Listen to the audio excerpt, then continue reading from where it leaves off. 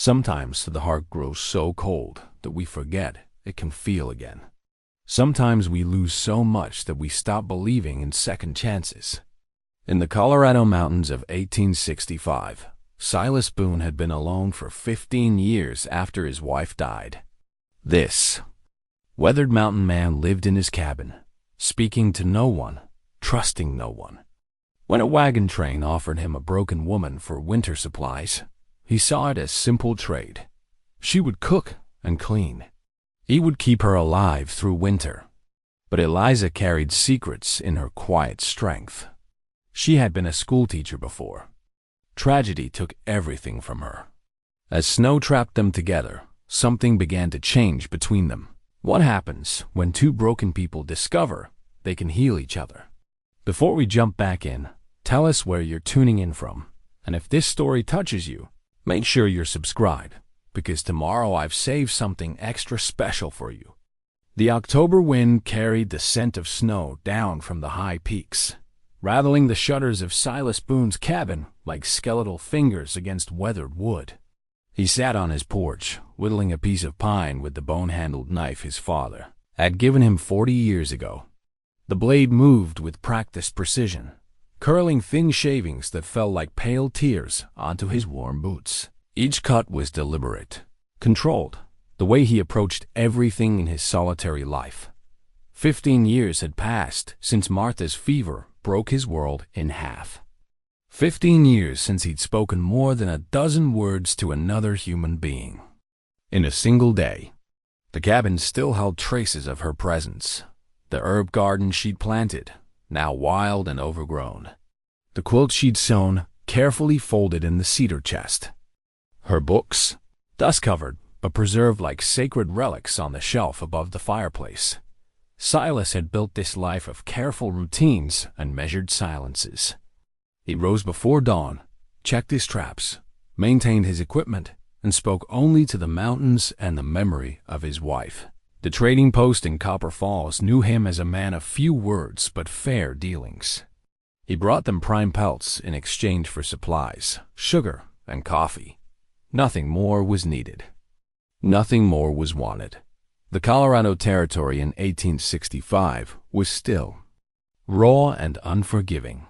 The Civil War had ended that spring, but its echoes reached even these remote peaks, through the stories of passing travelers and discharged soldiers seeking new starts.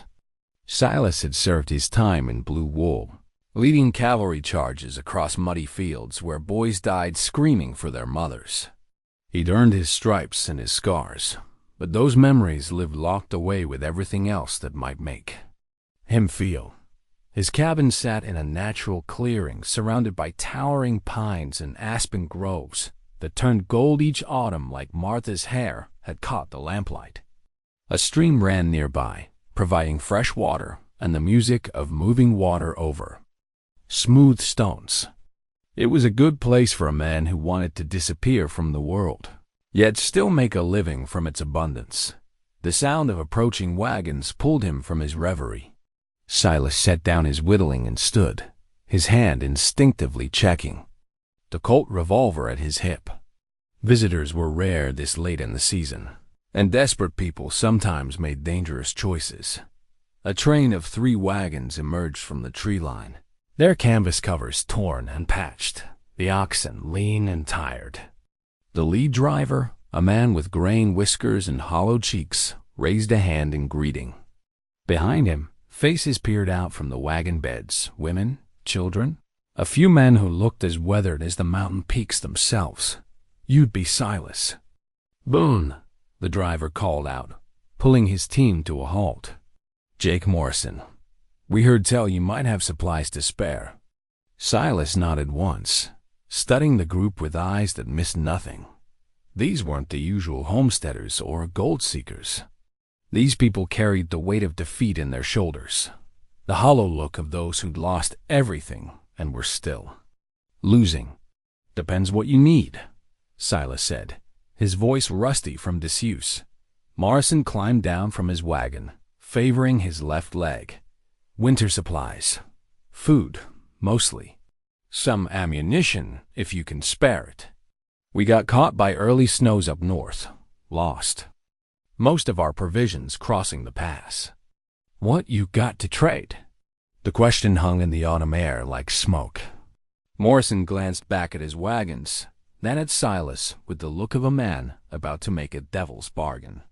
We got some tools, a few pieces of silver, and he paused, his voice dropping. We got a woman. She's been traveling with us since Kansas, but she ain't family to any of us. Good worker, quiet, won't give you trouble. Silas felt something cold settle in his chest. He'd heard of such arrangements before, desperate people trading anything they could to survive another season. He should have refused, should have sent them on their way with what charity he could spare. But winter was coming, and a man alone faced challenges that could kill him if he wasn't careful. Let me see her, he said. Morrison walked to the second wagon and spoke quietly to someone inside. After a moment, a woman emerged, climbing down with the careful movements of someone who expected pain. She was perhaps 45, with dark hair, streaked with premature gray and pinned back severely. Her dress had once been blue calico, but was now faded to the color of old bruises. She kept her eyes downcast, her hands folded in front of her like a penitent. But there was something in the set of her shoulders, the way she held her head despite her obvious exhaustion, that spoke of dignity carefully maintained. Her feet were bare, cut and swollen from walking, but she stood straight despite the pain. This is Eliza, Morrison said. She cooks, cleans, mends, doesn't talk much, but she's got sense. She work hard for her keep. Silas studied the woman, Eliza noting the calluses on her hands, the way she kept perfectly still despite what must have been considerable discomfort. There were old bruises on her wrists, fading to yellow-green, and her face had the gaunt look of someone who'd been hungry too long. You agreeable to this arrangement? He asked her directly. She looked up for the first time, and he saw eyes the color of winter sky-pale blue-gray and carefully guarded. Yes, sir, she said, and her voice carried the remnants of education. Words shaped with care despite her circumstances. Something stirred in Silas's memory, not of Martha, but of something older, the voice of his schoolteacher mother, perhaps, or the officers' wives, who'd spoken with such careful precision during his army years. This woman had known better times. I'll take her, he said to Morrison, for food enough to see you through to Denver, plus ammunition for your rifles. Morrison's relief was visible. That's more than fair, Mr. Boone. More than fair. The transaction took an hour. Silas loaded Morrison's wagons with preserved meat, flour, beans, and coffee from his winter stores. He added boxes of ammunition for their old rifles, and even threw in a bottle of whiskey for good measure. It was more generous than he'd intended, but something about the children's hollow faces moved him, despite his practiced indifference. Eliza gathered her few possessions, a small bundle wrapped in oilcloth, a worn shawl, and what appeared to be a book hidden beneath her spare clothing. She spoke briefly to a few of the women, accepting their whispered blessings, and what looked like a final piece of bread wrapped in cloth dot as the wagons prepared to leave. Morrison approached Silas. One last time. She's had some hard luck, he said quietly. But she's a good woman. Educated. She taught school back east before whatever happened to her happened. Silas nodded, filing away this information. A schoolteacher. That explained the careful speech, the way she carried herself despite her circumstances. One more thing, Morrison added, glancing around to ensure they wouldn't be overheard. There might be folks looking for her. Nothing she done wrong, mind you, but sometimes the law don't see things clear. You might want to keep that in consideration. Before Silas could ask for clarification, Morrison had climbed back onto his wagon and called to his oxen. The train rolled away into the growing dusk, leaving behind only the sound of wind in the pines and the presence of this woman who now belonged to his careful, Solitary world. Eliza stood beside her small bundle, watching the wagons disappear. Her hands were clasped in front of her, but Silas could see the slight tremor in her fingers. Fear, exhaustion, or cold, perhaps all three. "Come on then," he said, picking up her bundle. "Best get you inside before the temperature drops." She followed him into the cabin, her bare feet silent on the wooden porch. Inside, she paused, taking in the neat arrangement of furniture, the stone fireplace with its carefully banked coals, the shelves of books and preserved goods. Her eyes lingered on Martha's rocking chair, still positioned by the window where she used to sit and read. "There's a room back there," Silas said, nodding toward a door beside the kitchen area. "It's small, but it's got a bed and a window. You can settle yourself while I get supper started." "I can cook," she said quickly. "That's part of our arrangement." "Tonight I'll cook," he replied. "You look like you need rest more than work." She started to protest, then seemed to think better of it. "Thank you," she said simply, as she disappeared into the small room. Silas stood in his kitchen and wondered what he'd gotten himself into.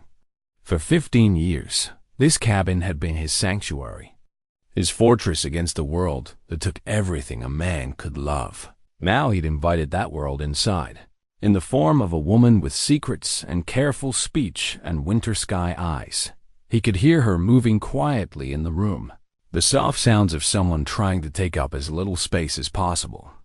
Outside, the wind was picking up, carrying the promise of the season's first real snow. By morning, the passes would be closed, trapping them together until spring. For the first time in 15 years, Silas Boone would not be alone for the winter. The thought should have terrified him. Instead, as he began preparing their simple meal, he found himself wondering about the woman who'd been a teacher, who spoke with careful precision and carried herself with dignity despite having nothing left but the clothes on her back. What had brought her to this? What was she running from? And why, after all these years of careful solitude, had he agreed to let her stay? The questions followed him as he worked, and for the first time in memory, the silence of his cabin felt less like peace and more like anticipation. The first snow began falling 3 days after Eliza's arrival, fat flakes that drifted down like ash from a distant fire. Silas watched from his kitchen window as she swept the porch with careful, methodical strokes, her threadbare shawl pulled tight against the morning chill. She moved with quiet efficiency, never hurrying, never wasting motion, the habits of someone who'd learned to make every effort count. Their first days together had settled into an uneasy routine. She rose before dawn to tend the fire and prepare breakfast, her movements so quiet he sometimes wondered if she was still there. She cleaned without being asked, mended tears in his shirts with tiny, precise stitches, and prepared simple meals that somehow tasted better than anything he'd cooked for himself in 15 years. But she remained a ghost in his house, speaking only when necessary, keeping to her small room when her work was done. He tried engaging her in conversation, asking about her travels, the weather, anything that might draw her out, but she answered in careful monosyllables, as if words were precious things not to be wasted. "Ma'am," he said one morning as she set his coffee before him, "you don't need to call me sir all the time. Name's Silas." She paused, the coffee pot still in her hands. "Yes, sir, yes, Silas." It was progress, of a sort. He noticed other things. The way she lingered near his bookshelves when she thought he wasn't looking, her fingers tracing the spine of Martha's copy of Shakespeare. How she carefully rationed her food despite his assurances that there was plenty. The way she flinched when he moved too quickly or spoke too loudly, as if bracing for a blow that never came. Most telling of all was her bare feet. Despite the dropping temperatures, she continued to go without shoes, and when he'd offered to trade for a pair at the next trip to town, she'd quietly declined. It wasn't until he saw her examining the soles of her feet by candlelight, picking small stones from cuts that had never properly healed, that he understood. She was punishing herself for something, carrying guilt that had nothing to do with him or their arrangement. On the fourth morning, she discovered Martha's room. He'd been checking his traps when the storm rolled in, forcing him back to the cabin earlier than usual. He found Eliza standing in the doorway of the room he'd kept sealed for 15 years, staring at the undisturbed bed with its carefully preserved quilt, the dressing table with its silver brush and mirror, the wedding dress hanging in the wardrobe, like the ghost of happiness past. "I'm sorry," she whispered, backing away from the threshold. "I was cleaning and the door, it was open, and it's always locked," Silas said, his voice sharper than he'd intended. She flinched as if he'd struck her. "I know. I mean, I thought it was, but when I came to dust the hallway, it was standing open. I only looked for a moment. I didn't touch anything, I swear." He moved past her to examine the door, running his hands over the old brass lock. The mechanism was intact, but the wood around it had shrunk with the dry mountain air, creating gaps that could cause it to spring open if the house settled just right. Still, in 15 years, it had never happened before. Martha's room looked exactly as she'd left it the morning she took ill. Her nightgown folded at the foot of the bed, her books stacked on the bedside table. Even the water glass she'd used for her medicine still sat where he'd placed it, a thin film of dust the only sign of passing time. "She was your wife," Eliza said softly. It wasn't a question, but Silas nodded anyway. "Martha. She died of fever 15 years ago come December. She was beautiful." He looked at the daguerreotype on the dressing table, Martha in her wedding dress, young and radiant with hope for their future together. She was everything good in the world. Eliza was quiet for a long moment, studying the preserved room with the careful attention she gave to everything. "You loved her very much, more than life itself. And you've been alone ever since." Again, it wasn't really a question. Silas pulled the door shut and turned the key with more force than necessary. Some doors are meant to stay closed. That night, the storm hit with full fury. Wind screamed down from the peaks, driving snow against the windows and sheets that blocked out the moon and stars. The cabin groaned under the assault, timbers creaking like the bones of some great beast. Silas banked the fire high and checked the shutters, knowing they might be trapped for days if the storm didn't break. He found Eliza in the kitchen, preparing their evening meal with hands that trembled slightly. Whether from cold or nerves, he couldn't tell. "Storm's going to be a bad one," he said, settling into his chair at the small table. "Might last through tomorrow, maybe longer." She nodded, ladling stew into his bowl. "I've seen mountain storms before." "Have you now? Where was that?" She hesitated, as if deciding how much truth to share. "Colorado Territory. Before I joined the wagon train." "You've been in these mountains before?" "Yes." The word came out barely above a whisper. He wanted to press for more details, but something in her posture warned him off. Instead, he ate his stew and listened to the wind, acutely aware of her presence across the table. She ate very little, picking at her food like a bird, glancing toward the shuttered windows whenever the storm's voice rose to a howl dot around midnight. The sound of splintering wood jolted him from sleep. He grabbed his rifle and moved through the cabin, checking each room. He found Eliza in the kitchen, standing before the window where a pine branch had punched through the shutters, letting in snow and freezing air. "Stand back," he ordered, pushing her gently aside. Working quickly, he nailed a board over the breach while she held the lantern. The wind grabbed at the makeshift patch, but it held. As he hammered the final nail, he became aware of her breathing quick and shallow, as if she couldn't catch her breath. "It's all right," he said, taking the lantern from her shaking hands. "Storm can't get to us now." But when he looked at her face in the flickering light, he saw not fear of the storm, but something deeper a terror that had nothing to do with wind and snow. Her skin was pale as milk, and her eyes held the distant look of someone reliving a nightmare. "Ma'am? Eliza?" She blinked, focusing on his face with effort. "I'm sorry. I'm not. Storms make me." She swayed on her feet, and he caught her elbow to steady her. Her skin was burning hot.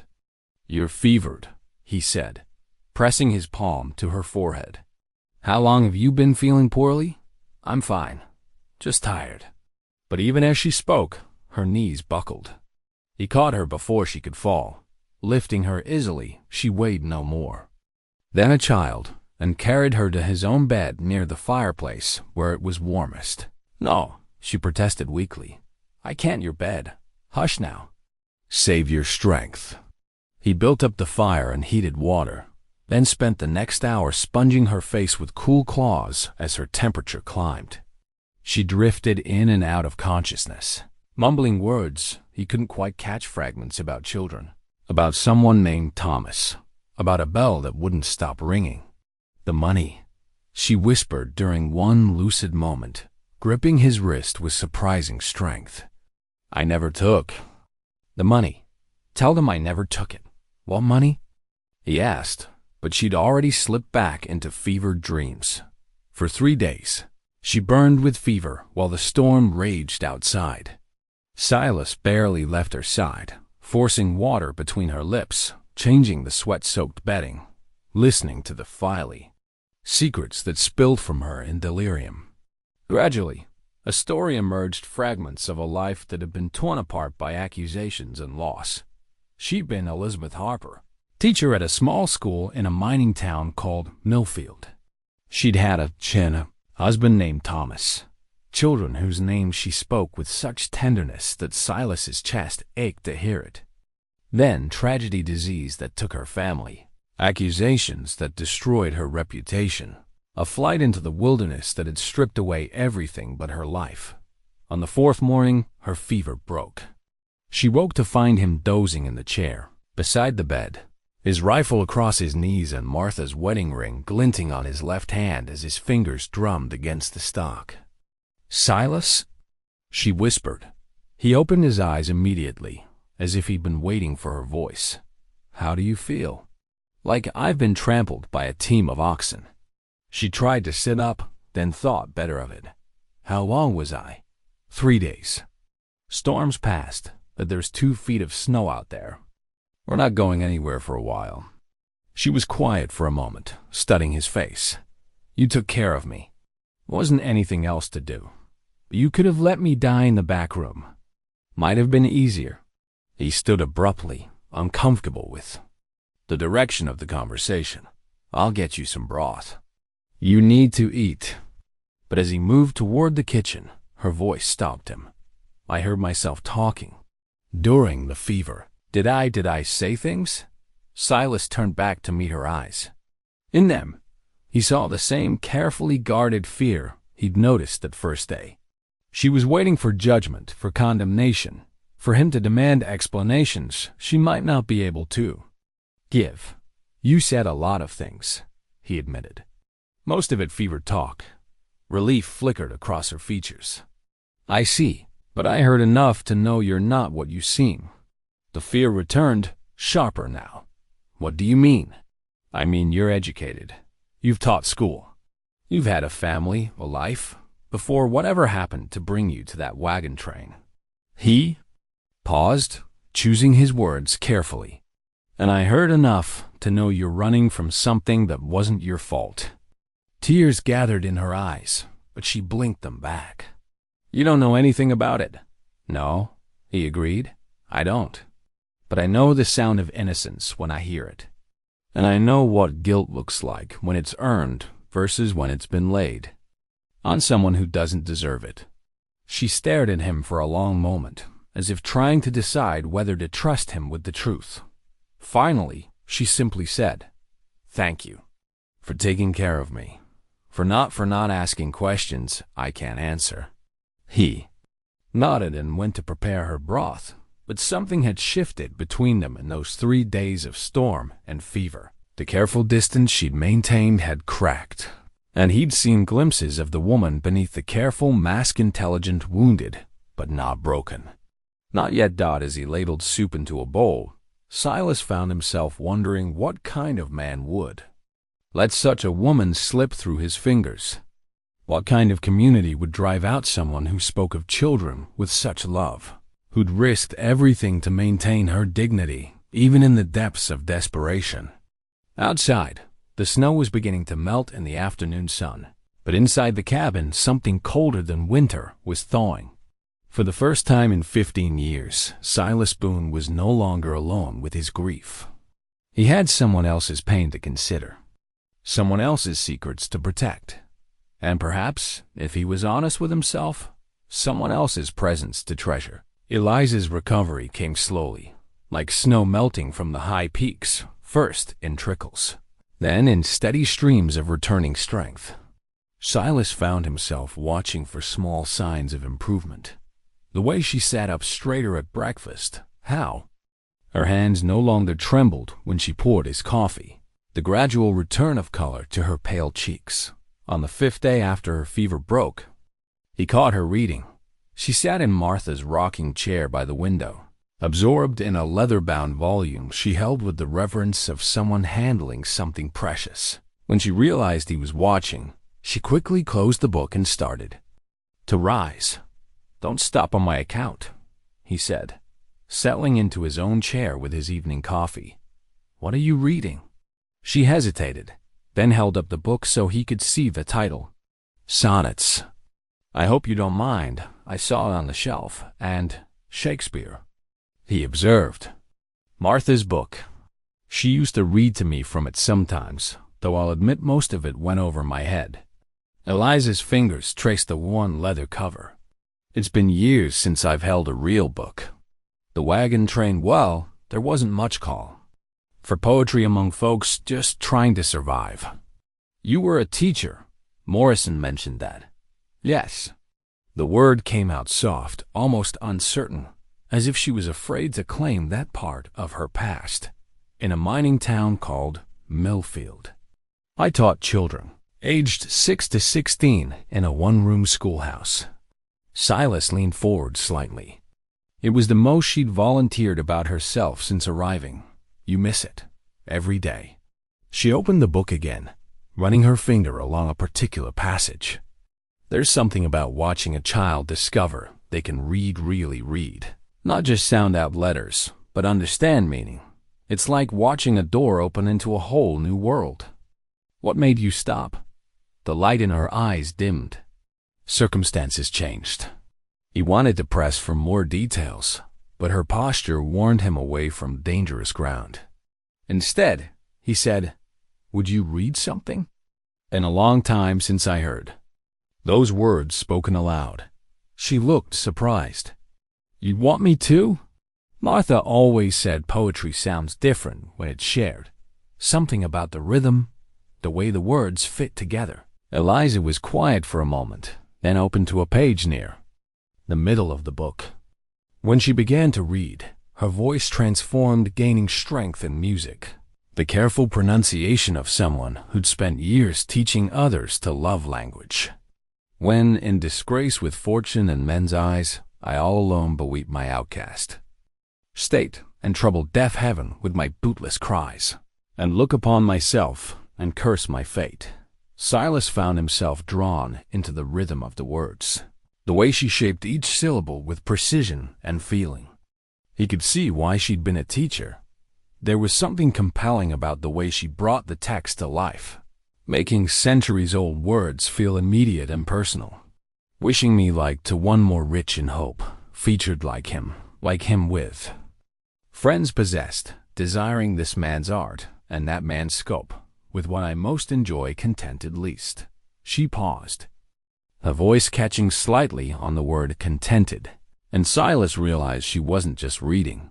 She was remembering, drawing on experiences that gave weight to Shakespeare's exploration of disgrace and isolation. "Yet in these thoughts myself, almost despising, haply I think on thee, and then my state, like to the lark at break of day arising from sullen earth, sings hymns at heaven's gate. The silence that followed felt full of meaning. Outside, wind moved through the pines with its own music, but inside the cabin, something had shifted. She'd shared something of herself through those borrowed words, revealed the depth of education and refinement that circumstances had tried to strip away.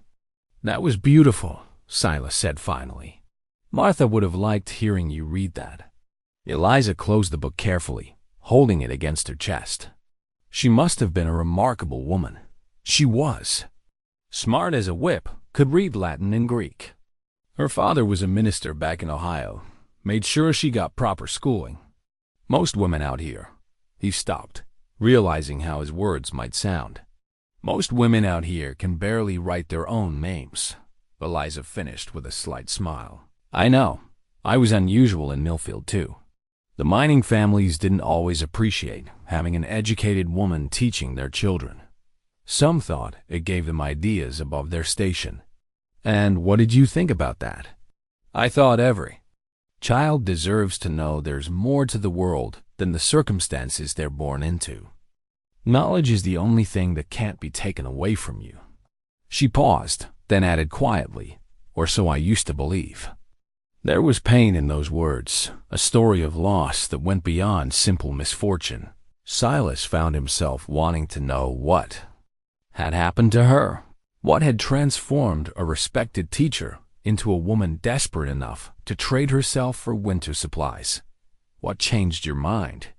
He asked gently. She was quiet for so long he thought she wouldn't answer.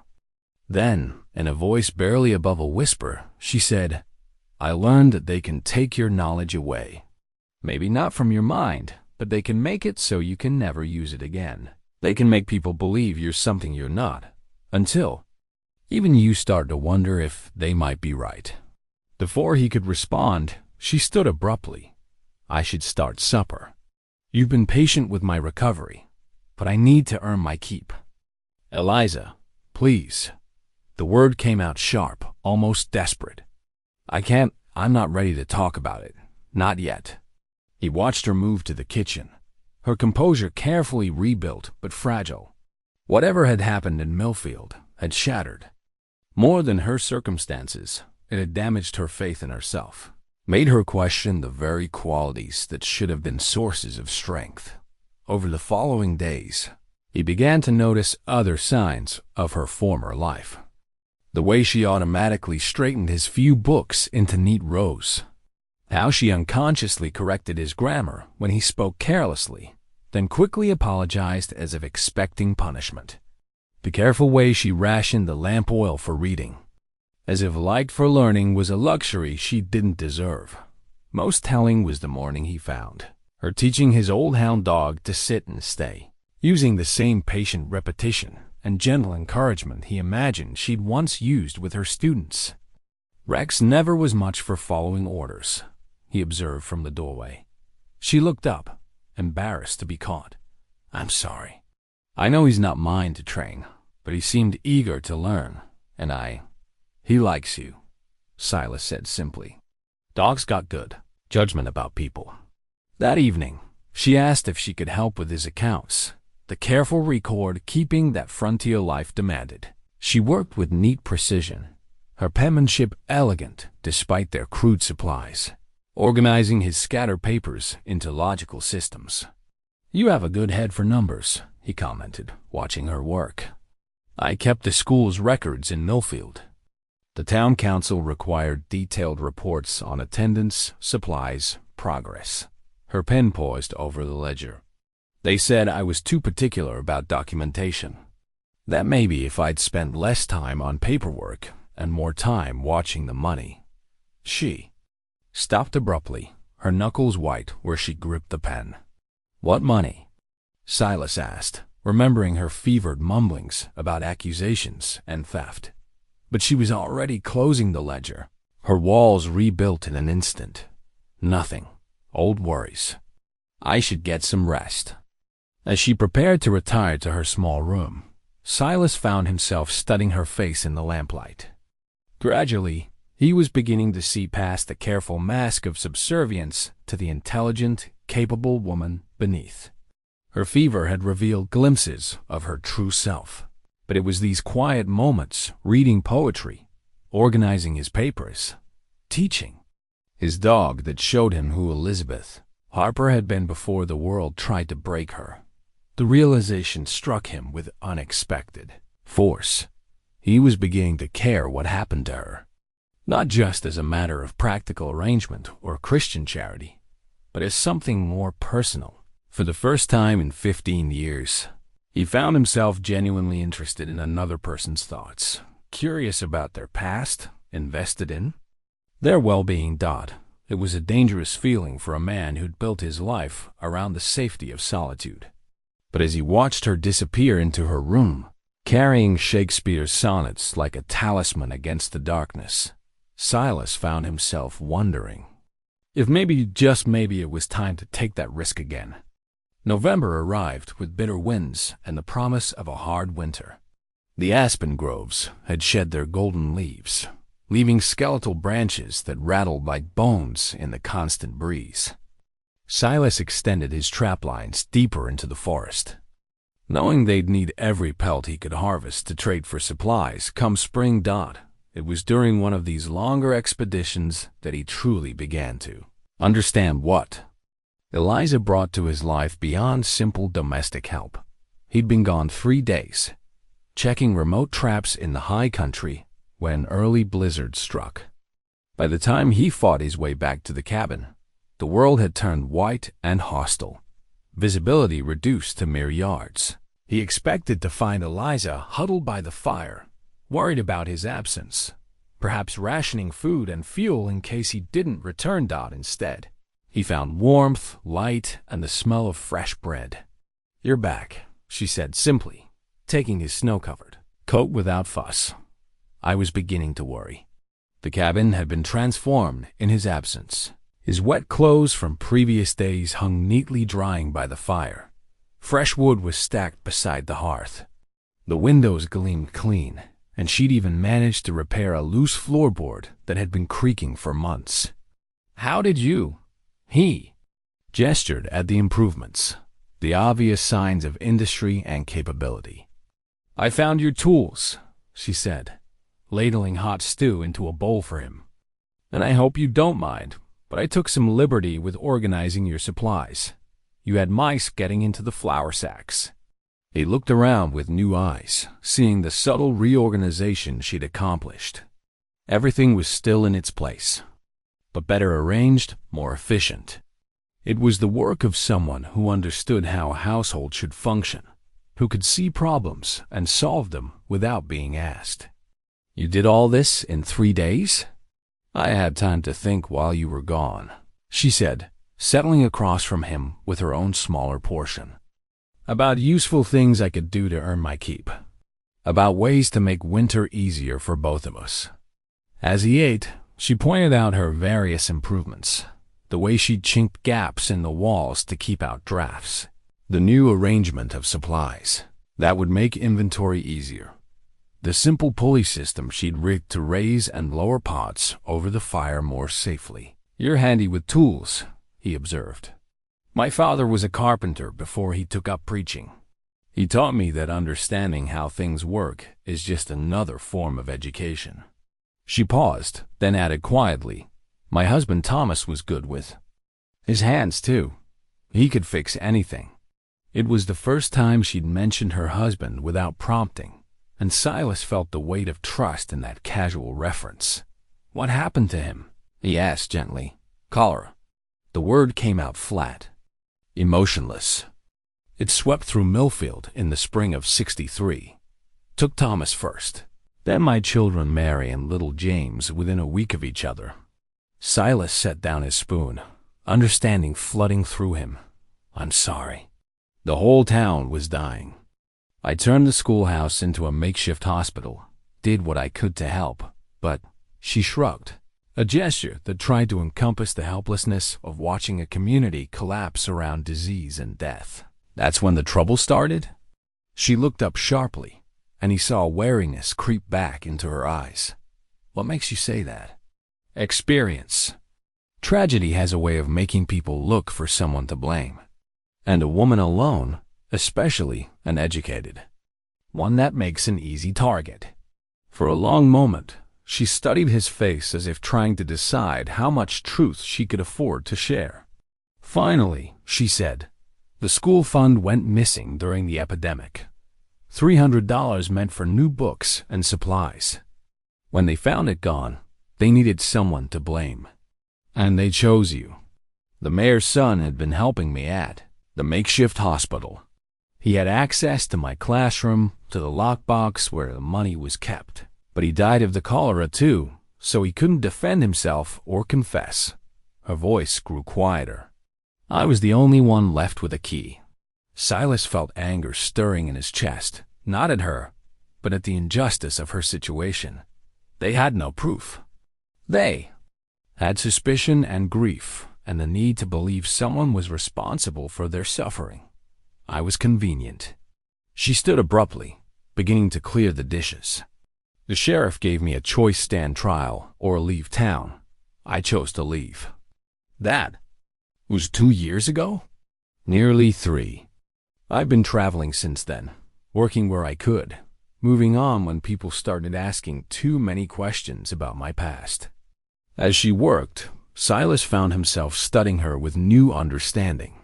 The careful way she'd rationed food those first weeks wasn't just caution, it was the habit of someone who'd learned to stretch resources when the next meal wasn't guaranteed. Her skill with household repairs came from necessity, from years of making do without help. Even her reluctance to claim her own intelligence made sense. Now she'd learned that being smart and capable could be dangerous for a woman alone. "You never thought about going back? Fighting the charges?" She paused in her dishwashing. "With what?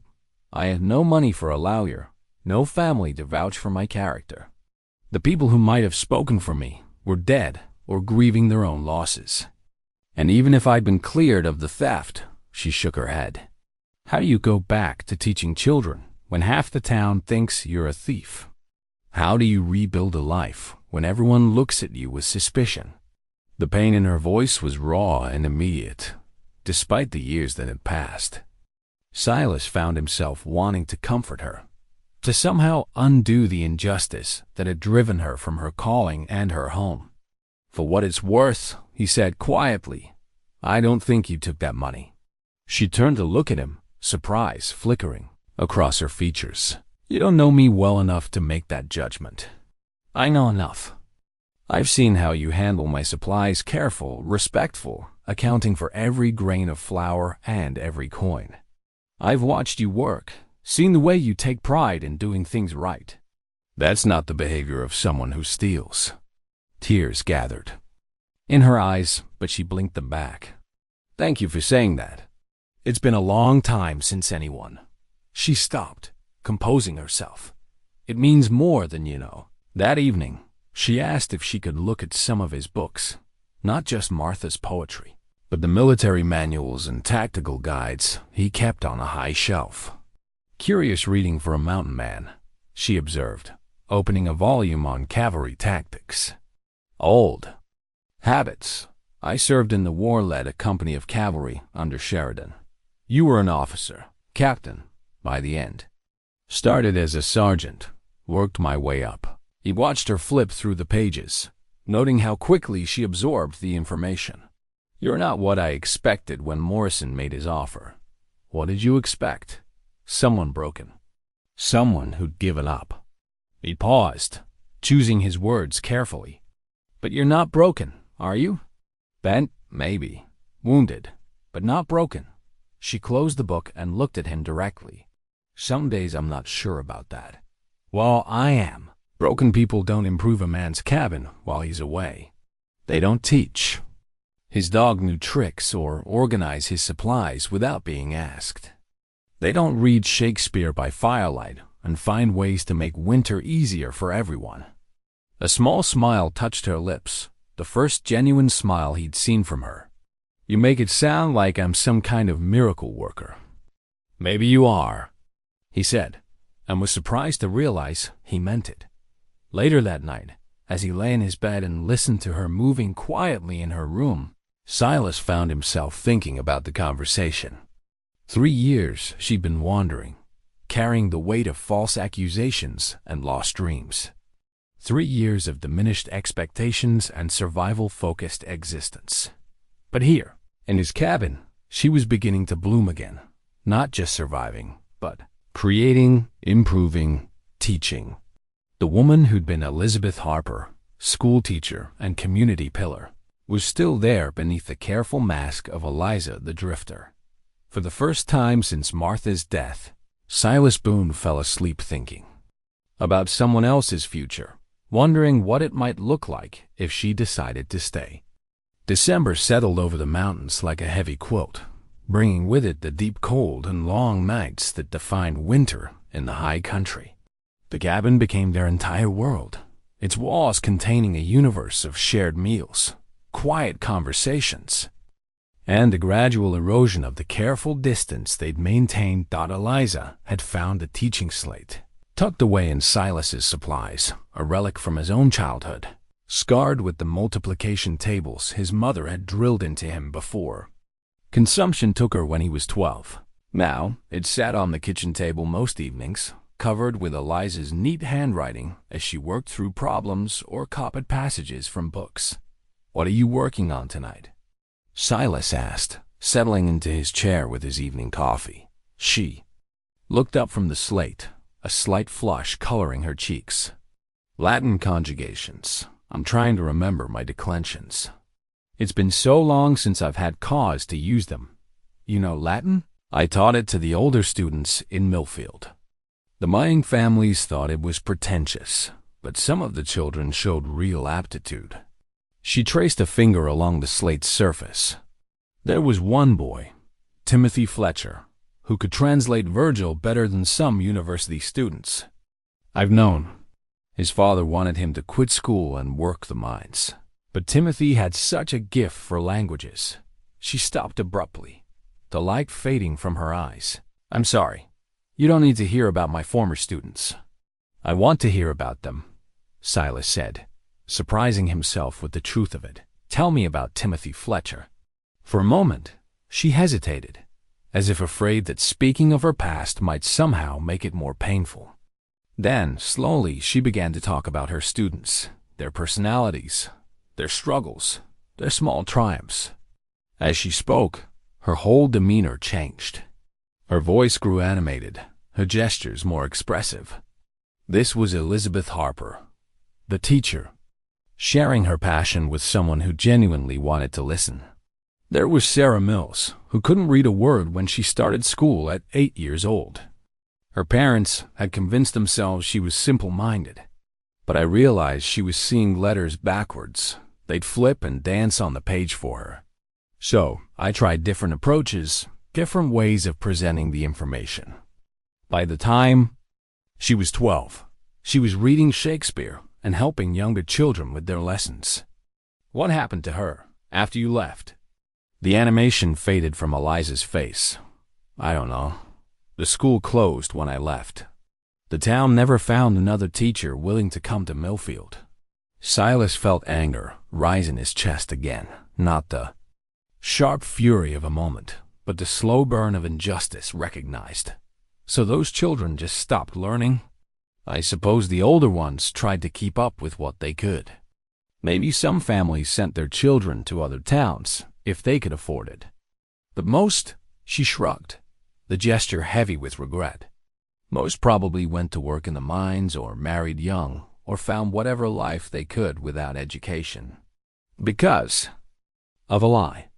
Because some people needed someone to blame for their grief. Because I let them blame me. She said quietly. Because I ran instead of fighting. You said yourself you had no resources to fight with. I had the truth. Maybe that should have been enough. They sat in silence for a while, the fire crackling in the hearth and wind whistling around the cabin's eaves.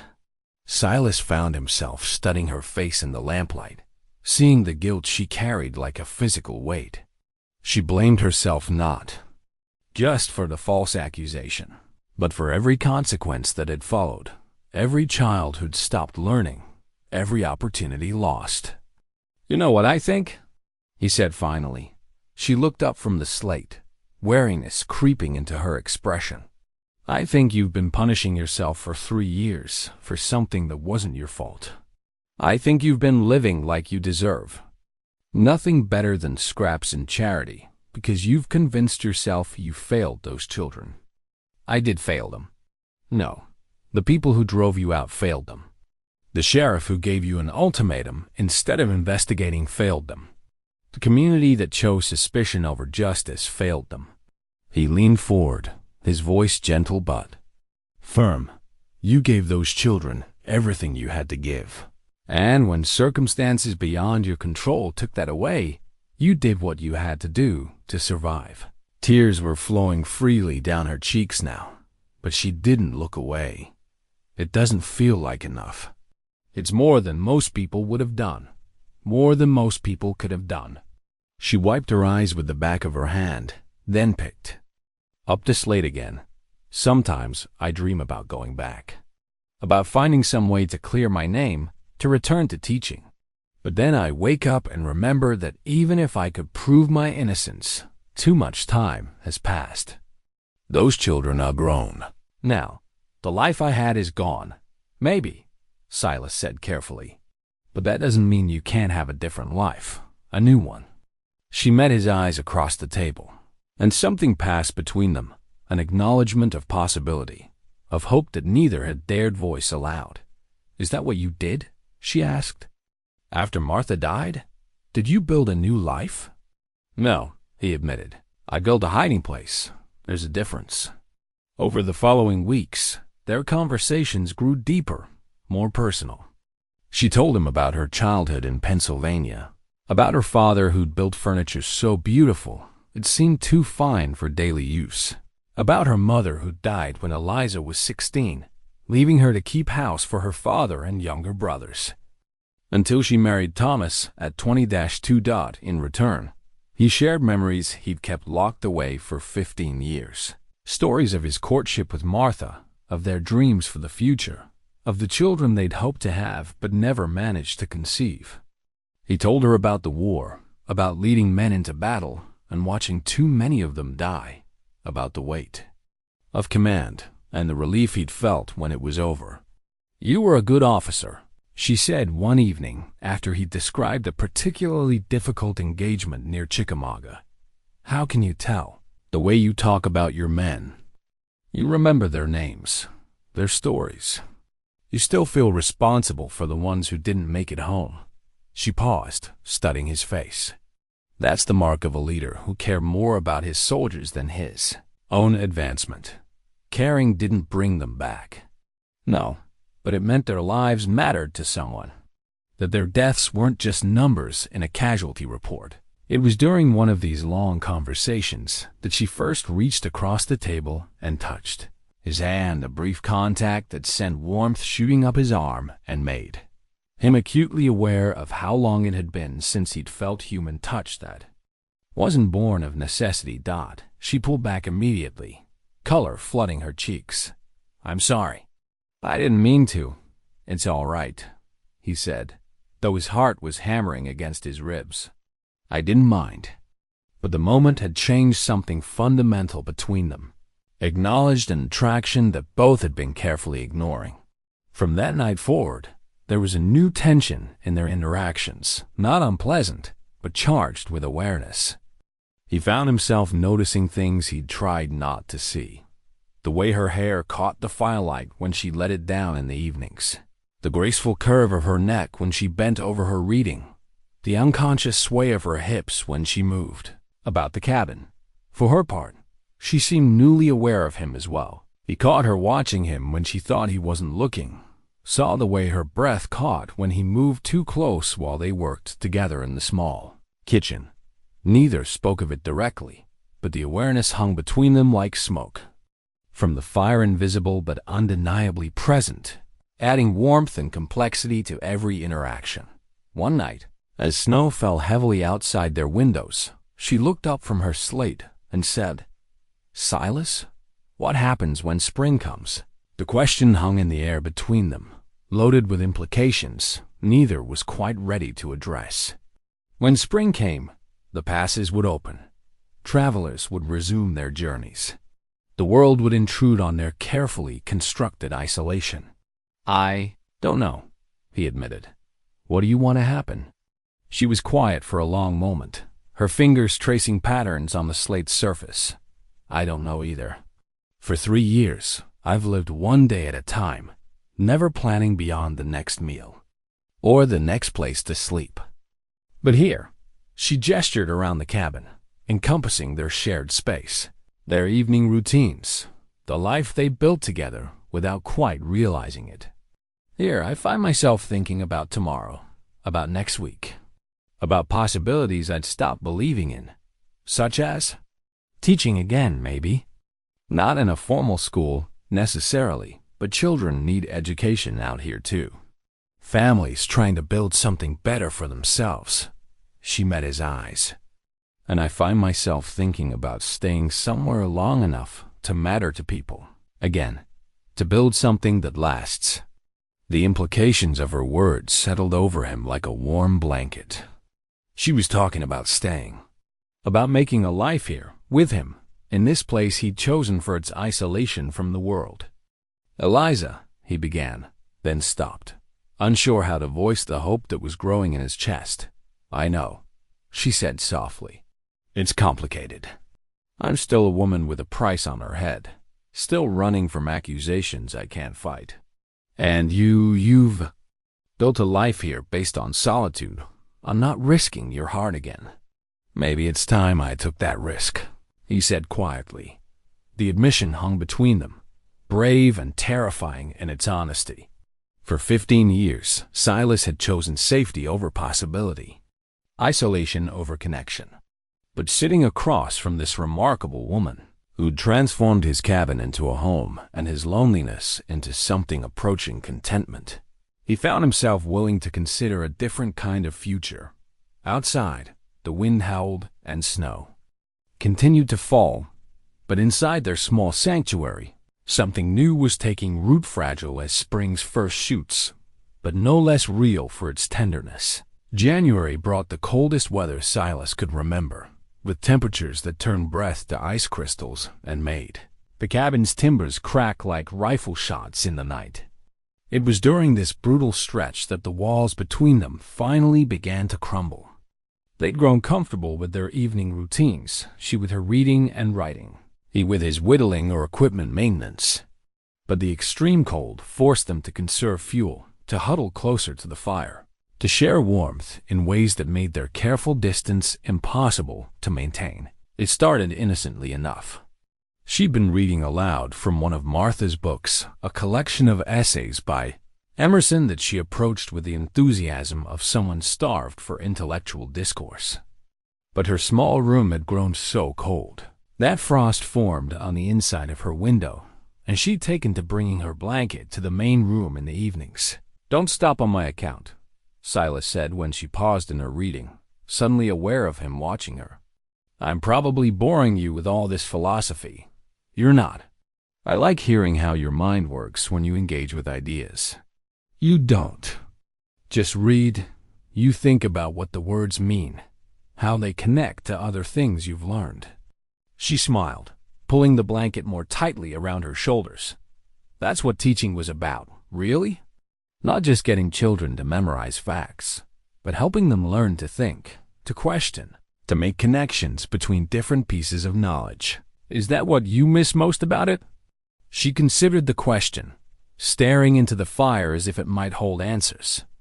"I miss feeling useful. Feeling like my mind mattered for something beyond just getting through each day." She paused, then added quietly, "I miss feeling like myself." The vulnerability in her admission made something ache in Silas's chest. "You are yourself. Here, with me, you're more yourself than you've probably been in years." "Am I?" She turned to look at him, her eyes reflecting the firelight. "Sometimes I feel like I'm pretending to be someone I used to be. Like I'm playing at being Elizabeth Harper when I'm really just Eliza, the woman who traded herself for winter supplies." "Those are the same person," he said firmly. "Your circumstances changed, but you didn't. The woman who improves my cabin. While I'm away, who teaches my dog tricks, who reads Latin and quotes Shakespeare, that's who you've always been. A gust of wind rattled the shutters, and she shivered despite her blanket. Without thinking, Silas moved from his chair to the space beside her on the small settee, close enough that she could share his warmth. Better? He asked Dot. She nodded. But he could see the awareness in her eyes, the way her breathing had quickened at his proximity. They sat in silence for a while, listening to the wind and the fire, acutely conscious of the space between them, barely a hand's width, but charged with possibility. "Silas," she said finally, her voice barely above a whisper, "what are we doing?" It was the question neither had been willing to ask, but it hung between them now, demanding an answer. He could feel the warmth of her body beside him, could smell the faint scent of the lavender soap she'd found among Martha's things and used sparingly. "I don't know," he admitted. "I only know that for the first time in 15 years, I don't feel alone. For the first time since Martha died, I can imagine wanting to share my life with someone." She was quiet for a long moment, and when she spoke, her words came out in a rush, as if she'd been holding them back for too long. "I think about what it would be like to stay here permanently, to make this cabin truly our home, not just a place where you're letting me shelter for the winter. I think about teaching children from the scattered homesteads, about building something lasting with you.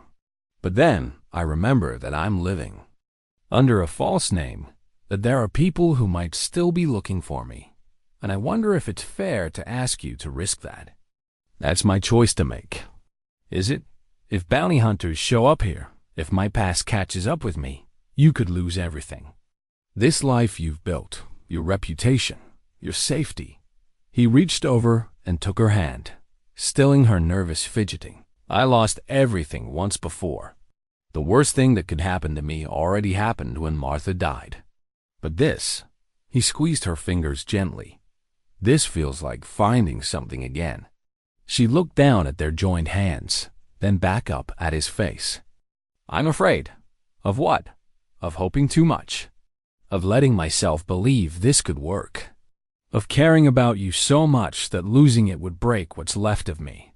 Her voice caught slightly. "I buried a husband and 2 children, Silas. I know what it feels like to have everything torn away. I don't know if I could survive that again." "You won't have to," he said, moving his free hand to cup her face. "I'm not going anywhere." The touch seemed to break something loose in her. She leaned into his palm, closing her eyes as if savoring the contact. "When you touch me like that, I almost believe it's possible." "What's possible?" "That I could be happy again. That I could be someone worth loving." "You are worth loving," he said, his voice rough with emotion. "You're worth everything good this world has to offer." When she opened her eyes, they were bright with unshed tears. "I care about you, Silas. More than I should, more than is wise, but I can't seem to help it." "Good," he said simply. "Because I care about you too." The admission hung between them like a bridge across a chasm. For a moment, neither moved, both aware that they were standing at the edge of something that would change everything. Then she leaned forward, closing the distance between them, and their lips met in a kiss that was tentative at first, then deeper. As 15 years of loneliness met 3 years of isolation and found comfort in connection. When they broke apart, both were breathing hard. Eliza rested her forehead against his, her eyes still closed.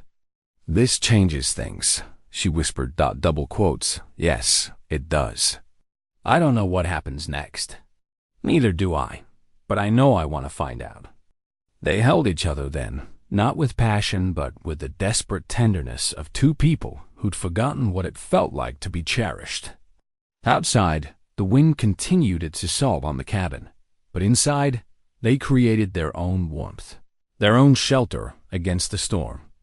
Later, as they prepared to retire to their separate rooms, the awkwardness that should have followed was replaced by a new kind of awareness, not uncomfortable, but profound.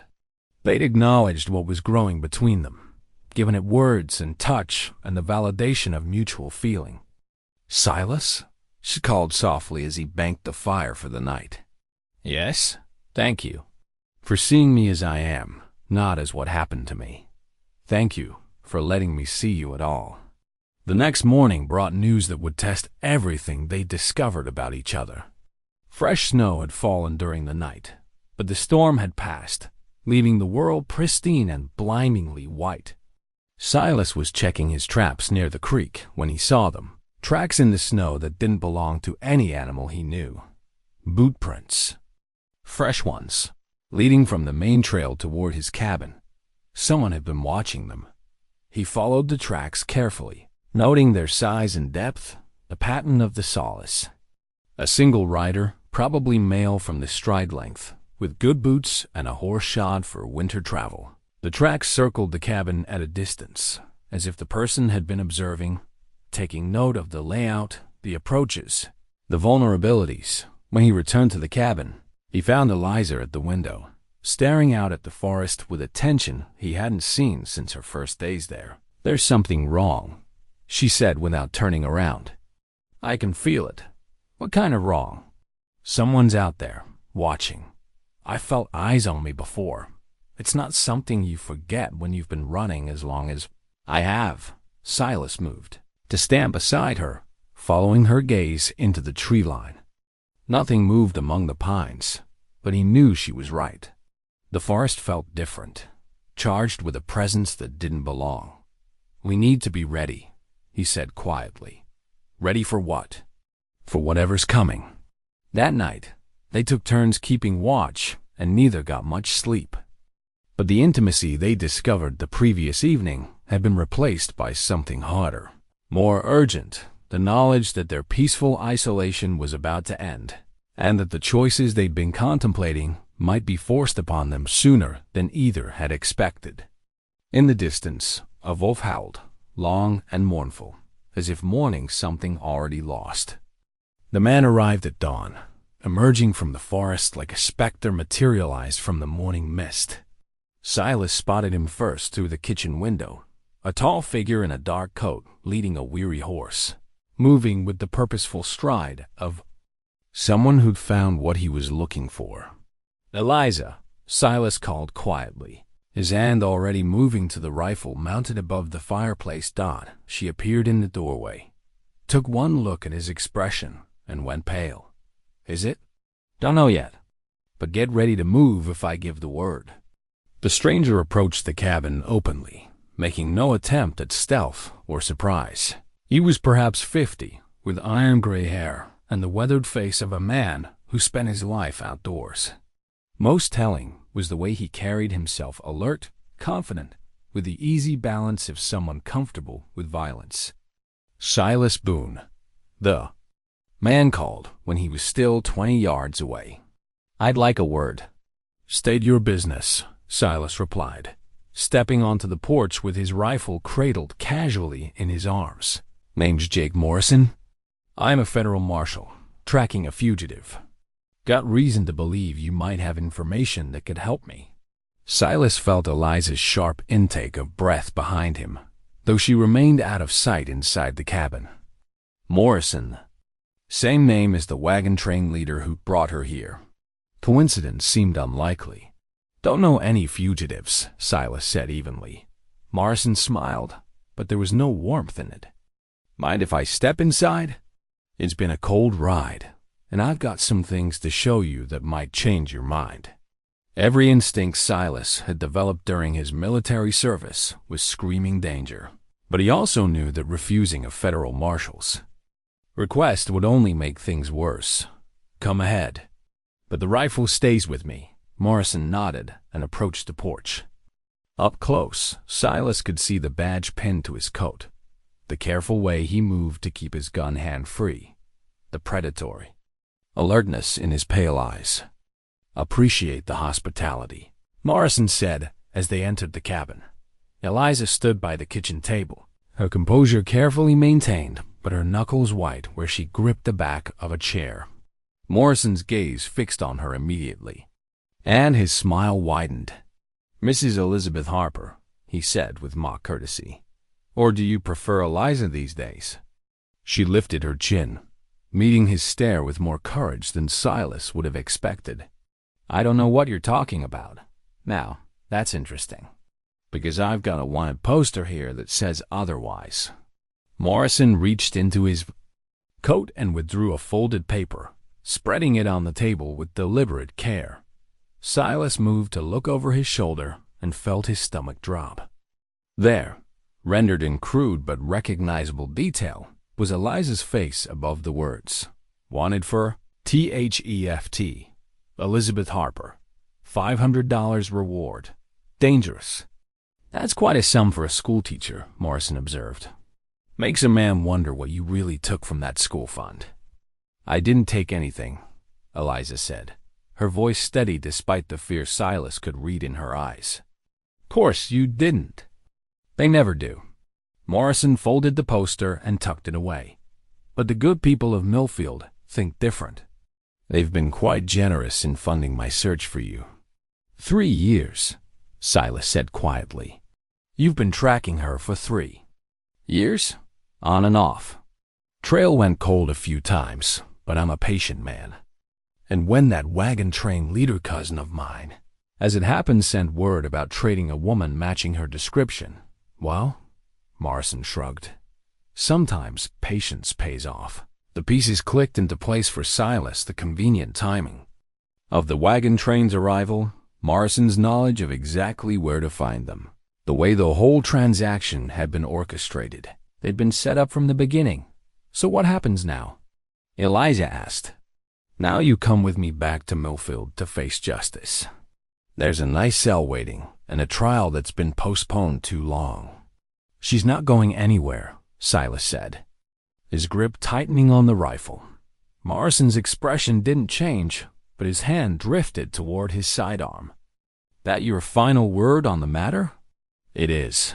Shame. I was hoping we could handle this civilized-like." Morrison's eyes flicked between them, calculating odds and angles. "Tell me, Boone, what she promised you to make this worth dying for." "Woman like her, I imagine she's got talents that go beyond teaching children their letters." The insult hit its mark, and Silas felt rage flare in his chest. But before he could respond, Eliza stepped forward. "There's something you should know, Marshal," she said, her voice carrying a new note of steel. "About the theft you're so eager to drag me back for." Morrison raised an eyebrow. "I'm listening. The money was stolen, all right? But not by me." She moved to the kitchen window, gazing out at the snow-covered forest as if gathering strength from the view. "It was taken by Mayor Carson's son, Billy. He was helping me at the makeshift hospital during the cholera outbreak, had access to my classroom and the lockbox. He took the money to buy medicine on the black market, laudanum and morphine, that the regular supply lines couldn't provide." Convenient story, considering the boy's dead and can't contradict you. "No, he can't. But someone else can." Eliza turned back to face Morrison, and Silas saw something in her expression he'd never seen before. Not fear or resignation, but fierce determination. "Father Miguel, the priest at St. Catherine's. Billy confessed to him before he died, asked him to pray for forgiveness. Miguel wrote it all down, sealed it in a letter to be opened if anyone was ever falsely accused of Billy's crime." Morrison's confident demeanor flickered for just a moment. "Even if that's true, it doesn't change the fact that you're wanted for questioning." "It changes everything," Silas said, understanding flooding through him. "If there's written proof of her innocence, there is." Morrison reached into his coat again, this time withdrawing a sealed envelope yellowed with age. "Father Miguel died 6 months ago. His replacement found this among his papers, along with specific instructions about when it should be opened." The silence in the cabin was deafening. Eliza stared at the envelope as if it were a snake that might strike. "You have proof of my innocence?" she whispered. "I have a dying boy's confession, written in a priest's hand and witnessed by 2 nuns. Pretty compelling evidence, I'd say." Morrison set the envelope on the table between them. "Course, it's not my job to determine guilt or innocence. That's for courts and juries. Then why haven't you opened it? Why haven't you taken it to the authorities in Millfield? Morrison's smile returned, colder than the winter air outside. Because, Mrs. Harper, I'm not actually interested in justice. I'm interested in profit. And there's a lot more money to be made from a guilty woman than an innocent one. The admission hit the room like a physical blow. Silas felt his world tilt as he realized the depth of Morrison's corruption. "You bastard," he said quietly. Now, let's keep this professional." Morrison's hand was openly resting on his gun butt now. "Here's how this works. Mrs. Harper comes with me back to Millfield, stands trial for a crime we all know she didn't commit, and gets convicted. Because I'll make sure this letter never sees the inside of a courtroom. The good people of Millfield get their scapegoat. I get my reward money, and everyone's happy." "Except for the innocent woman you're planning to hang," Eliza said. "Well, you can't make an omelet without breaking eggs. Besides, you've had 3 good years of freedom. That's more than most fugitives get." Silas felt something cold and hard settle in his chest, the same feeling he'd had before leading men into battle, when violence became not just necessary, but inevitable. "There's a problem with your plan, Morrison." "What's that?" "You're assuming I'm going to let you take her." Morrison laughed, but there was an edge to it. "You really want to die for a woman you've known 4 months? Because that's what this comes to.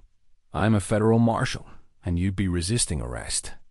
I'd be justified in shooting you down where you stand. Maybe, but you'd have to be fast enough to do it."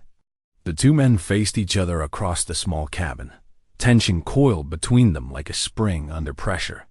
Morrison's confidence was wavering now. He'd expected an easy capture, not a fight against a man who clearly knew his way around weapons. "There's another option," Eliza said suddenly. Both men turned to look at her, and Silas saw that she'd moved closer to the table where the confession letter lay. "I'll make you a deal, Marshal. Double the reward money, paid by me personally, and you let that letter find its way to the proper authorities. You get more money than the original bounty. I get my name cleared, and justice actually gets served." Morrison considered this, greed warring with caution in his expression. "Where's a wanted fugitive going to get $1,000? Eliza glanced at Silas, something passing between them in that look. "I have my ways, but I'll need time to arrange it." "How much time?" 2 weeks. Give me 2 weeks to get the money together, and I'll triple the original bounty. $1,500, and all you have to do is deliver 1 letter to the right people." Morrison was quiet for a long moment, calculating odds and profits. Finally, he nodded. 2 weeks. But I'll be watching, and if you try to run, I won't run, Eliza said firmly. I'm tired of running. As Morrison prepared to leave, he paused at the door. Just so we're clear, if you don't have my money in 2 weeks, or if you try any tricks, I'll take you back to Millfield, and that letter will disappear forever. Understood? Understood. After Morrison rode away, Silas and Eliza stood in their cabin, the weight of what had just happened settling over them like lead. $1,500, Silas said finally. Where are we going to get $1,500? I don't know, Eliza admitted. But I know I can't live the rest of my life as a fugitive. If there's a chance to clear my name, to reclaim who I used to be, then I have to take it. Silas looked at the woman who'd transformed his life, who'd brought light and warmth and hope back into his carefully guarded world. She was right. They couldn't build a future on the foundation of her false identity. But finding that kind of money in 2 weeks seemed impossible, unless they were willing to risk everything on one desperate gamble. The morning after Morrison's visit, Silas spread a hand-drawn map across the kitchen table, his mind working with the tactical precision that had once made him a successful cavalry officer. The sketch showed the scattered homesteads and settlements within a week's ride, along with notations about resources, allies, and potential dangers. This is what we're facing, he said, pointing to various locations. Morrison's got the law on his side, at least on paper. But he's also got weaknesses we can exploit.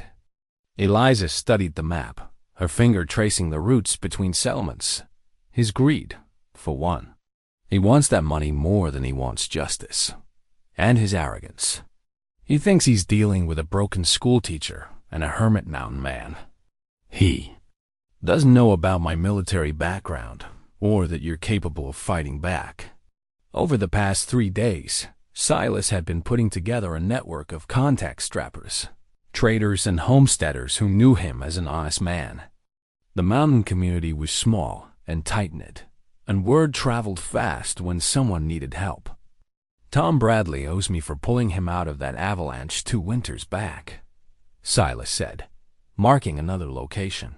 His brother runs the assay office in Copper Falls. If we can get them on our side, you're talking about involving innocent people in something dangerous. Eliza interrupted. Morrison's already shown he's willing to bend the law. What happens to your friends if they cross? Him? What happens to you if they don't? The question hung between them, heavy with implication. They both knew that Morrison wouldn't be content to wait 2 weeks and collect his money. Men like him didn't trust others to keep their bargains. He'd be planning contingencies, ways to ensure he got what he wanted regardless of their ability to pay.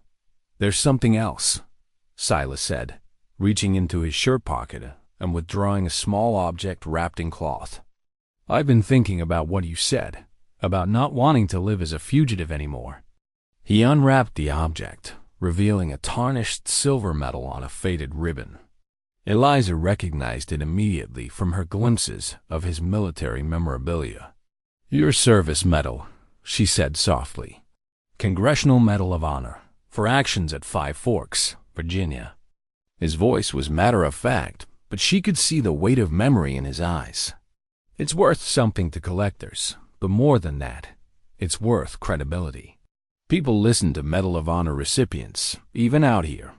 Silas, you can't sell that. It's part of your history, your service. My service was about protecting people who couldn't protect themselves. Seems to me this is just a continuation of that. She reached across the table and covered his hand with hers. What are you really proposing?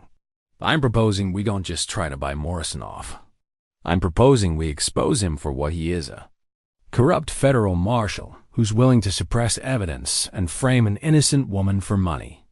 Silas's voice grew stronger as he spoke, the natural authority that had made him a leader of men beginning to reassert itself.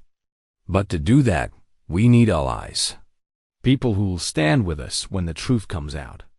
Over the next week, they traveled to every homestead and settlement within riding distance. Silas's reputation opened doors, but it was Eliza's story that won hearts. She spoke with quiet dignity about her lost family, her years of teaching, and the false accusations that had driven her into exile. More importantly, she demonstrated her character through small acts, helping a young mother with a sick child, teaching a group of settler children their letters during a brief stop, offering practical solutions to problems that had been plaguing isolated families. She's got the teaching gift, all right, said Martha Henderson, matriarch of a large homesteading family. My youngest has been struggling with his numbers for months, and she had him understanding fractions in an hour. More than that, added her husband Jim. She's got spine. Takes courage to fight back after what she's been through. But their most crucial ally came from an unexpected source. Father Antonio, the elderly priest who served the scattered Catholic families in the region, listened to their story with the patient attention of someone who'd heard many confessions over the years. I knew Father Miguel, he said finally. Good man, careful with his records. If there's a letter from him, it would be accurate. He paused, studying Eliza's face. But more than that, I can see the truth in you, child. You carry the weight of genuine grief, not the furtiveness of guilt. Will you help us? Silas asked. I'll do more than that. I'll send word to the bishop in Denver. Tell him what I've learned. The church has influence even with federal marshals, especially when it comes to matters of conscience and justice. As their network of support grew, so did their understanding of Morrison's methods. The corrupt marshal had been asking questions in every settlement, making it clear that anyone who aided the fugitive would face federal charges themselves. But he'd also been careless, letting slip details about his arrangement with the people of Millfield that painted a picture of long-standing corruption. He's been skimming bounty money for years, reported Sam Tucker, a trader who'd overheard Morrison talking in a saloon, bragging about how easy it is to milk grieving families for reward money when you're the only one with authority to track their villains. The revelation crystallized their strategy. They wouldn't just defend Eliza, they'd go on the offensive, exposing Morrison's corruption to his own superiors while simultaneously clearing her name. Silas spent hours poring over his strategy map, plotting approaches and contingencies with the same care he'd once used to plan cavalry charges. But this campaign would be fought with evidence and testimony rather than sabers and gunpowder. We'll need witnesses at the confrontation, he told Eliza as they reviewed their plans. People who can testify to what Morrison says, how he behaves. If we can get him to admit his intentions in front of reliable witnesses, you're assuming he'll cooperate with being exposed. I'm assuming he's arrogant enough to think he can bluster his way through anything. Men like Morrison get overconfident when they think they hold all the cards. The night before Morrison's deadline, they made their final preparations. Silas cleaned and checked his weapons, while Eliza prepared copies of statements from their allies, testimonies that painted a picture of her character and Morrison's corruption. "Are you ready for this?" he asked as they sat by the fire, reviewing their strategy one last time. "I'm terrified," she admitted, "but I'm also determined. For 3 years, I've let other people define who I am, the people who accused me, the circumstances that drove me away, even my own fear of fighting back. Tomorrow, I reclaim my name and my life. Whatever happens, you won't face it alone." She looked at him across the table, this man who transformed from reluctant host to protector to something much deeper. What if this doesn't work? What if Morrison takes me anyway? Then we'll find another way. But Eliza, he reached across to take her hand. "I need you to know something. Regardless of what happens tomorrow, these months with you have been the best I've had since Martha died. You've given me reasons to hope again, to believe in the future. That's not something Morrison can take away." "I love you," she said simply. "I never thought I'd say those words to another man, but I love you, Silas Boone. I love you too. And that's why we're going to win this fight." Outside, snow began to fall again, but inside their cabin, they held each other with the fierce tenderness of people who knew that tomorrow would test everything they built together. The fire burned low as they made their plans, checked their preparations, and tried to find sleep despite the tension that hummed between them. At dawn, they would face Jake Morrison and demand justice. But tonight, they had each other, and the knowledge that whatever came next, they would meet it as partners, as equals, as two people who'd found love worth fighting for in the harsh beauty of the Colorado mountains. The storm intensified outside, but within their small sanctuary, Silas and Eliza prepared for the most important battle of their lives, not just for her freedom, but for their future together. Morrison arrived at midday, but he didn't come alone. Silas spotted them first 3 riders emerging from the tree line, moving with the coordinated precision of men who'd worked together before. Morrison led, but behind him rode 2 others. A lean man with a deputy's badge and cold eyes, and a larger figure whose scarred face and easy gun handling marked him as hired muscle rather than law enforcement. "That's not what we agreed on," Eliza said quietly, watching from the window. "No, it's not." Silas checked his rifle one final time, then moved to the door. "But it's what I expected." Men like Morrison don't trust anyone to keep their bargains. The riders approached openly, making no attempt at stealth. Morrison dismounted first, his confident smile already in place, but his eyes were alert and calculating. As they swept the cabin and surrounding area, "Mrs. Harper," he called out, "I trust you have what we discussed?" Silas stepped onto the porch, Eliza beside him. Behind them, the cabin door remained open not for escape, but for the witnesses they'd positioned inside. Father Antonio sat at the kitchen table, his clerical collar visible through the doorway. Beside him, Martha Henderson held her youngest child, ready to testify to what she was about to hear.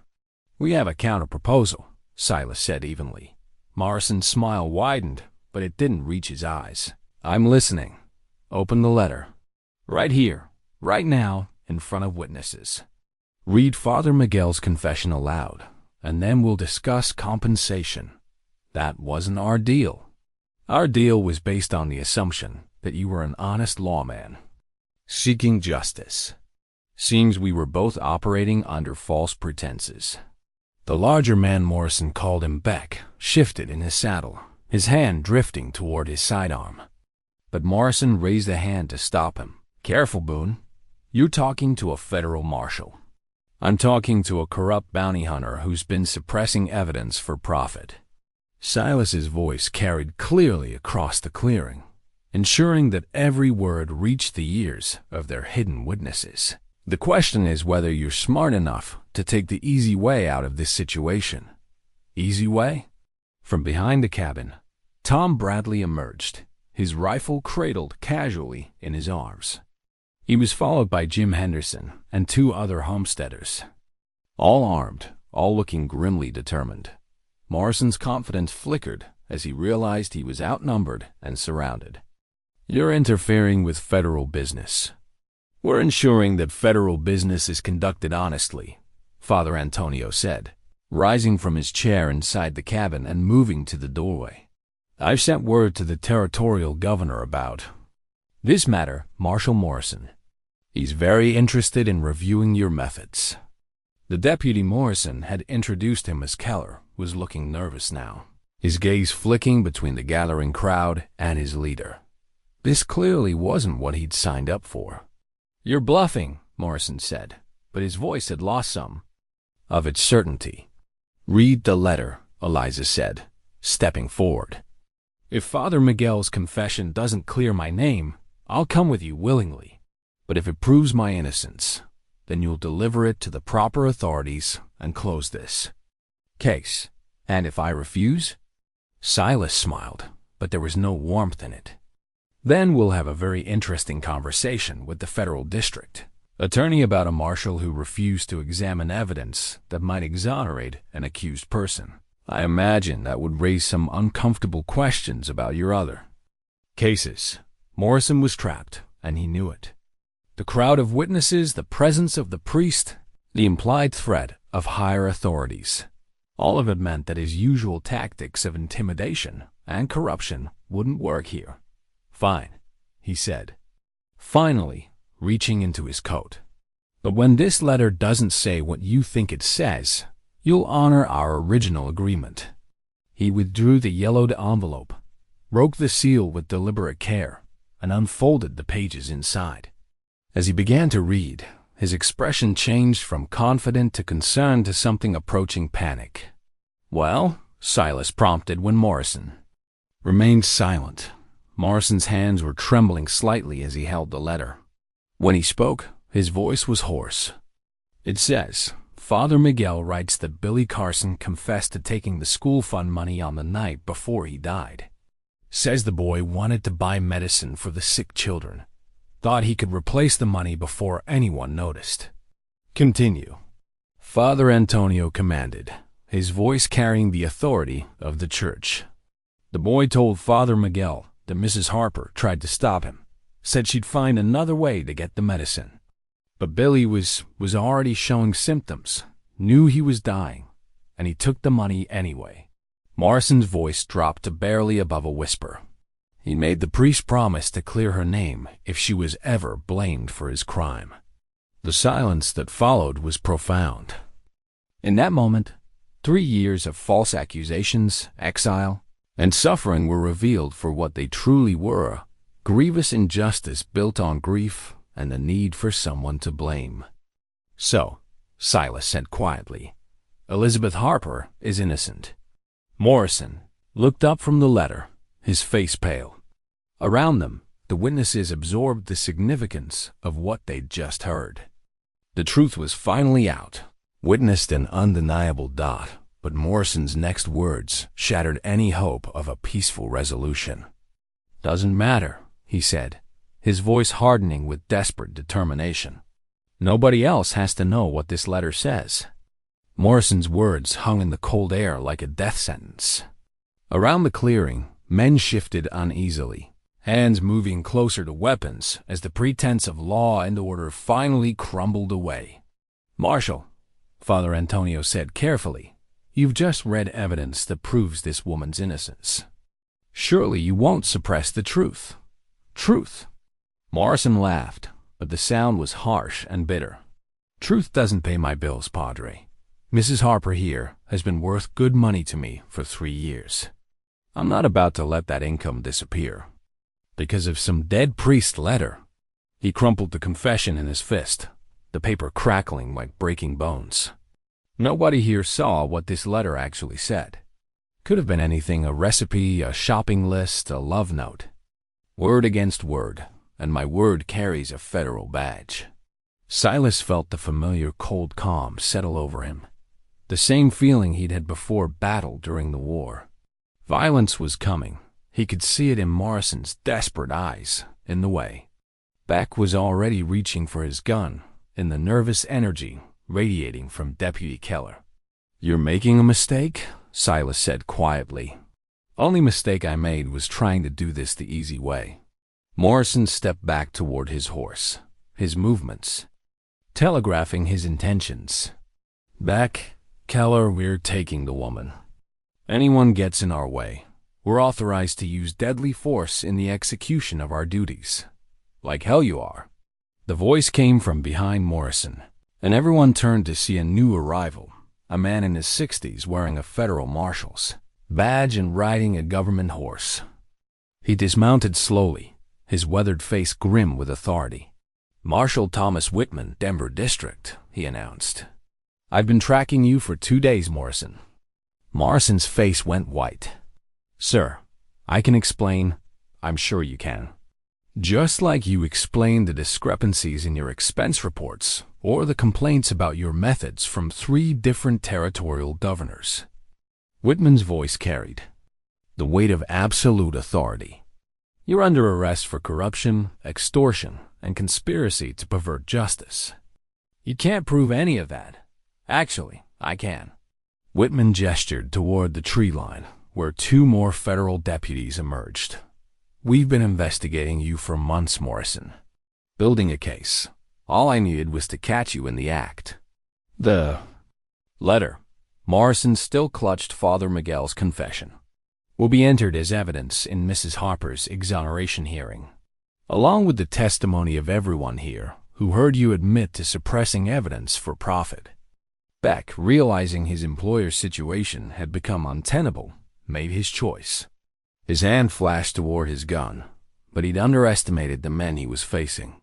Silas's rifle came up with military precision, while Tom Bradley and Jim Henderson flanked him from both sides.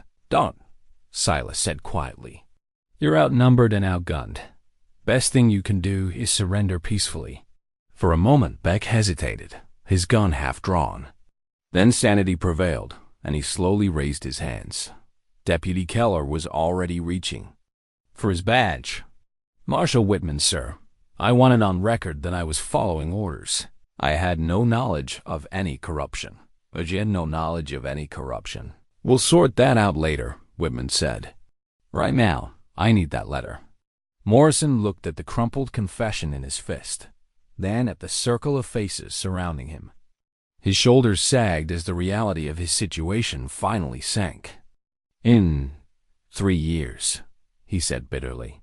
3 years I've been chasing bounties that should have been closed. You have any idea how much money I've made from keeping cases open? Enough to ensure you'll be spending a very long time in federal prison, Whitman replied. He turned to Eliza, his expression softening.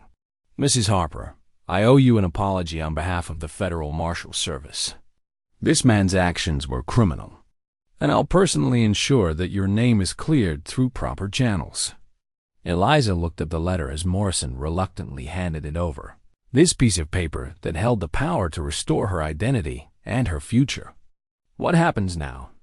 Now you go home, Whitman said simply. Back to teaching, if that's what you want. Back to living under your real name. The charges against you will be formally dismissed, and I'll make sure every law enforcement agency in the territory knows you're an innocent woman who was wrongly accused. Silas moved to stand beside her, close enough that their shoulders touched. She already is home, he said quietly. Whitman looked between them, understanding passing across his weathered features. Well then, I suppose she can teach children right here in these mountains. A lot of families could use a good schoolteacher. As Morrison and his associates were led away in shackles, the crowd of witnesses began to disperse. But they didn't leave. Quietly, they approached Eliza one by one, offering their support, their children's enrollment in any school she might establish, their friendship and respect. Mrs. Harper, Martha Henderson said, taking her hand, I hope you'll consider staying. These mountains need someone like you. Elizabeth, Eliza corrected gently. My name is Elizabeth Harper, and yes, I think I'd like that very much. As the sun set behind the peaks, painting the snow-covered clearing in shades of gold and pink, Silas slipped his arm around Elizabeth's waist. She leaned into him, solid and warm and finally, truly free. So, he said softly, ready to start our new life together? She looked up at him, her eyes bright with tears of relief and joy. I've been ready since the first time you called me by my real name. In the distance, the old church bell in Copper Falls began to ring not in alarm, but in celebration of justice finally served and truth finally revealed.